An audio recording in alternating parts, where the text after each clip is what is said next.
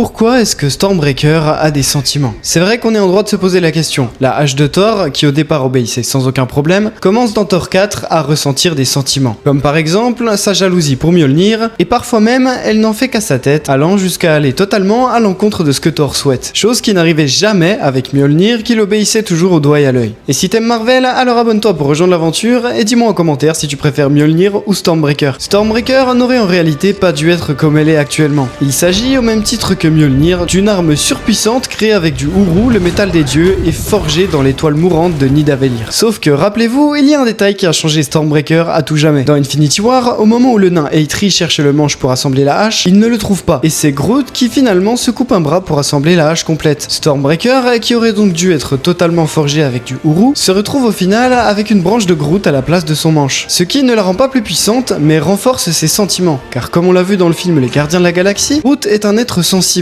mais au moment où il donne son bras pour créer Stormbreaker, il était encore qu'un adolescent, et on voit tout au long du film que son comportement est parfois enfantin, capricieux et même jaloux, ce qui expliquerait donc pourquoi Stormbreaker, l'arme la plus puissante du monde, est désormais capable de ressentir des émotions. Alors, qu'est-ce que tu penses de la théorie? Dis-moi tout ça en commentaire et n'hésite pas à t'abonner.